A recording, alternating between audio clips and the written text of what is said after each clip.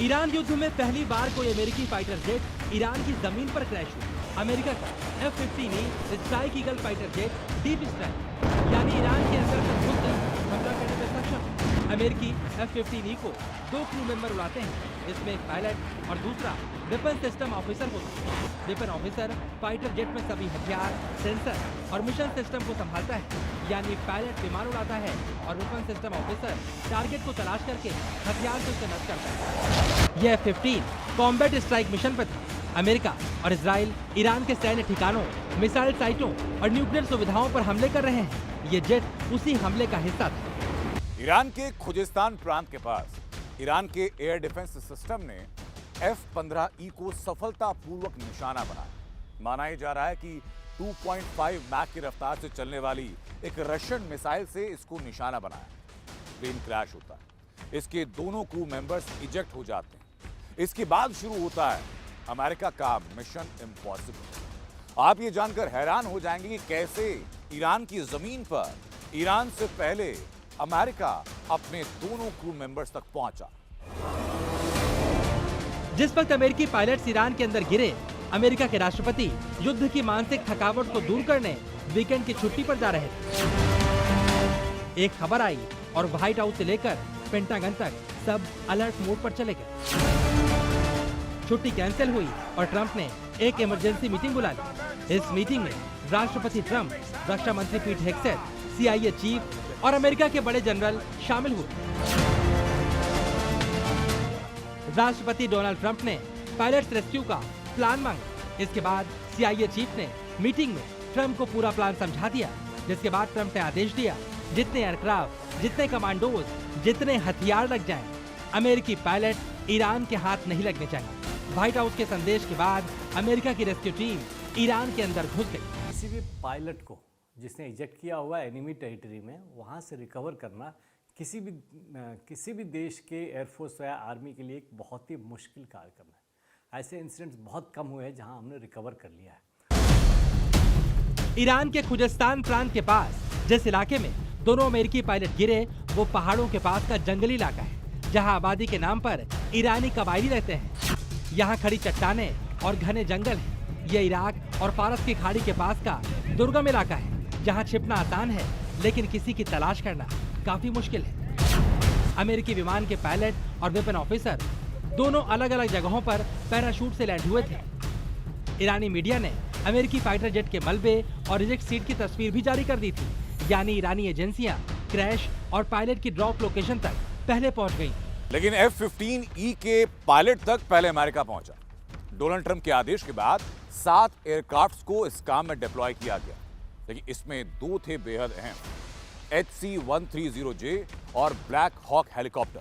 दोनों का रोल बहुत ज्यादा क्रूशियल, क्योंकि निचली ऊंचाई पर उड़ान भरना, पायलट को तलाशना और रेस्क्यू करना लगभग असंभव काम दुश्मन की जमीन पर। F-15E के मलबे तक पहले ईरान पहुंचा, लेकिन अपने पायलट तक पहले पहुंचा अमेरिका।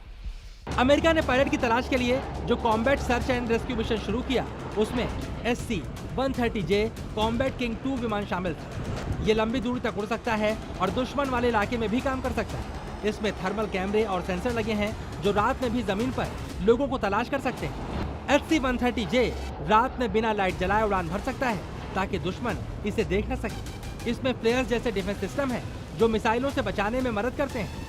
इससे बड़ी संख्या में कमांडो ऑपरेशन के लिए सैनिकों को पैरा ड्रॉप किया जा सकता है। इसकी सबसे बड़ी खासियत है ये हेलीकॉप्टरों में हवा से ईंधन भर सकता है। हेलीकॉप्टरों की रेंज कम होती है, इसलिए SC-130J उन्हें ईंधन देकर ज्यादा दूर तक भेजता है और वापस लाता है। ईरान के आसमान से ईंधन भरने वाली ये तस्वीर भी सामने आई थी।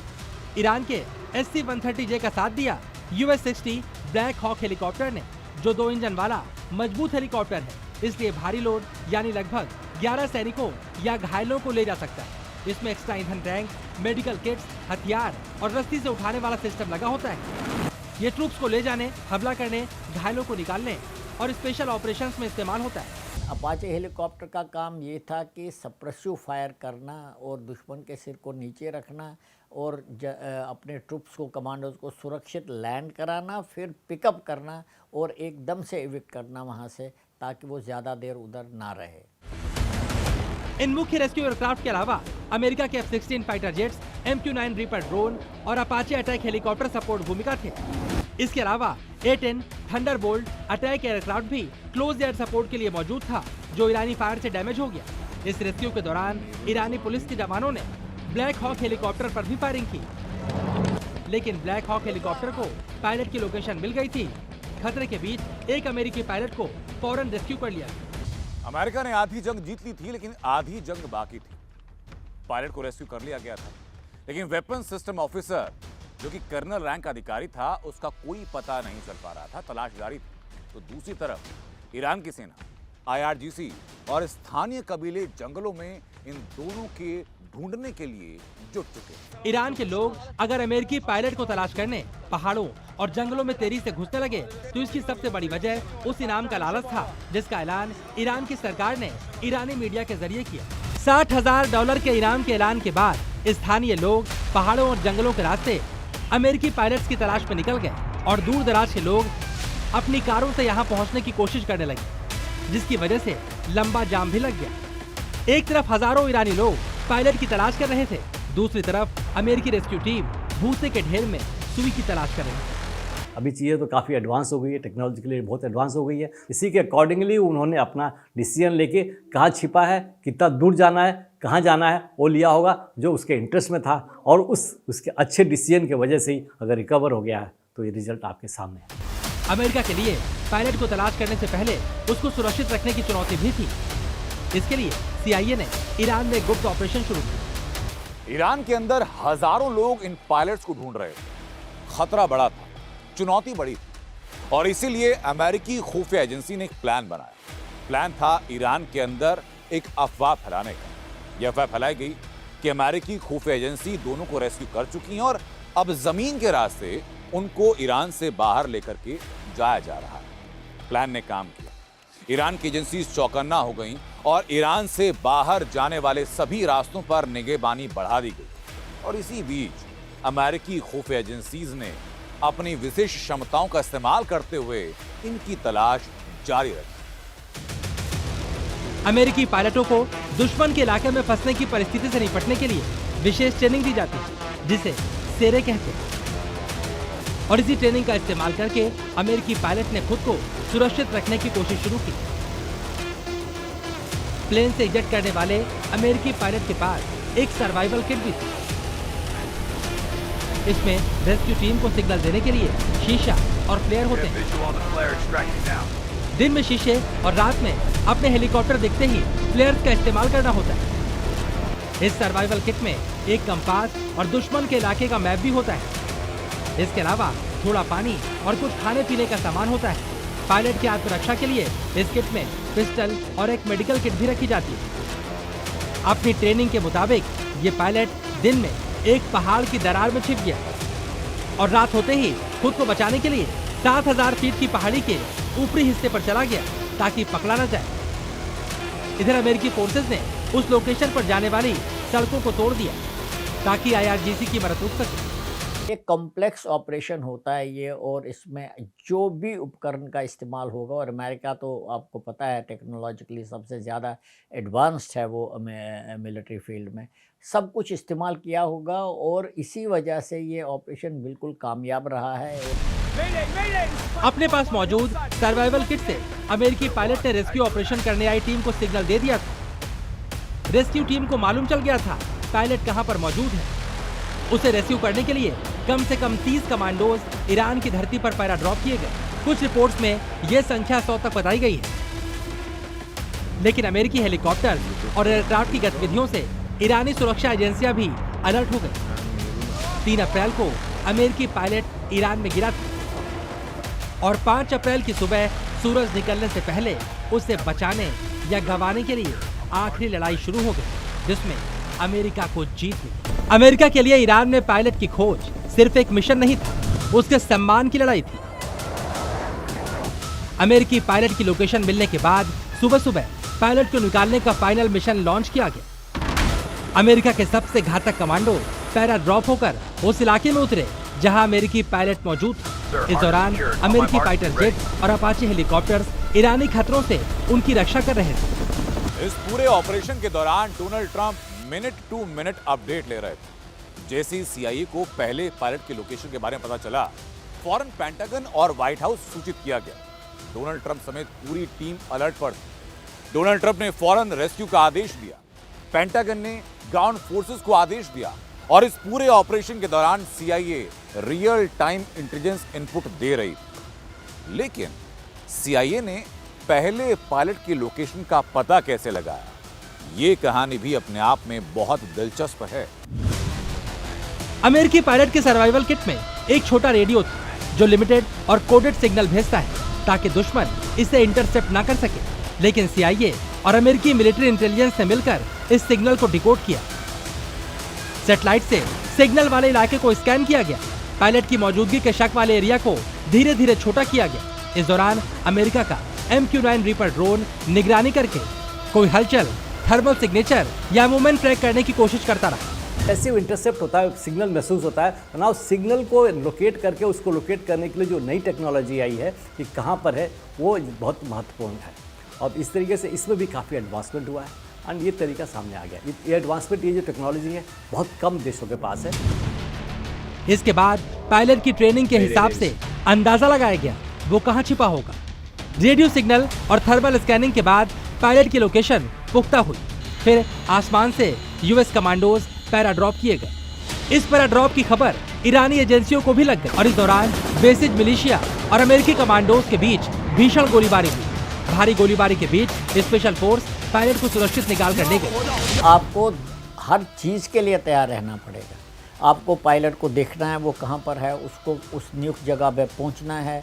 लेकिन इस दौरान जो भी समय आप वहाँ लगाते हैं, 10 मिनट, 15 मिनट, 20 मिनट, तो आपको तो दुश्मन का सामना करना ही पड़ेगा। इसीलिए फायर फाइट हुआ है वहाँ पर। ये ऑपरेशन सिर्फ अमेरिका के लिहाज से नहीं, बल्कि विश्व के युद्ध इतिहास में एक अनोखा ऑपरेशन।